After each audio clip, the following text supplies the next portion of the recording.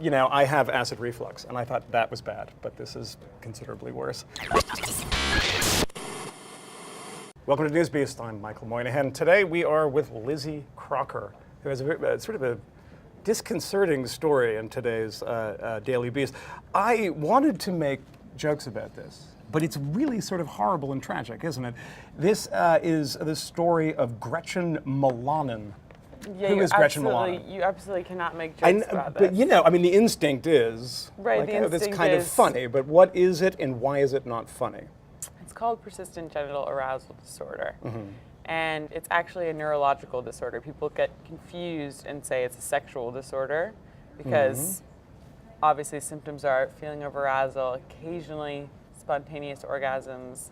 Yes. But it's sort of like, as I described in the first paragraph, an itch that cannot be scratched, and it leads to really chronic pain. I mean, it's now being classified as in a this condition case, of chronic it led pain. to suicide. In her case, it led to suicide. And we know that this was as a result. I mean, she had talked to the Tampa Bay Times or Right. local newspaper Right. and said that she had attempted suicide in the past because of this. So we do know that Several this is times. several times. Several times she attempted God. suicide in the past. Unfortunately, I mean, she did have a successful attempt the day that the story posted.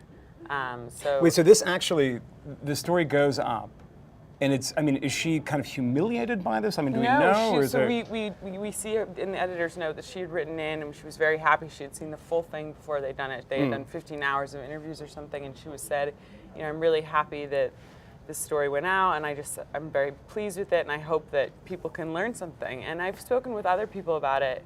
A woman, Kim Ramsey, who I had in there, The Sun did a piece on there, and they did a very long interview with her, and then they completely sold it out and just did a woman has 100 orgasms a day. People say, oh, wow. This was The Sun in... This was months ago.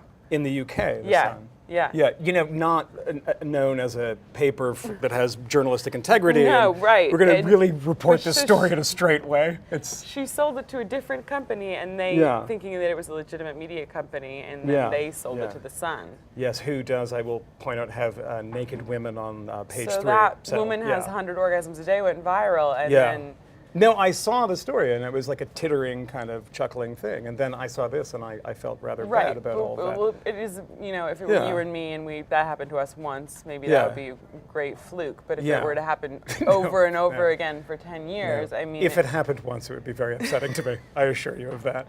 How common is this? It has its own acronym. I assume you didn't make up PGAD. No, I did which not sounds make like up some sort of PGAD. activist organization. But how common is it? You talk to doctors and gynecologists and all sorts of people, right? Right, and they're still not very sure of that. The National Institutes of Health has not even recognized this as a real disorder, and it's really part of a larger umbrella disorder, which is chronic pelvic pain.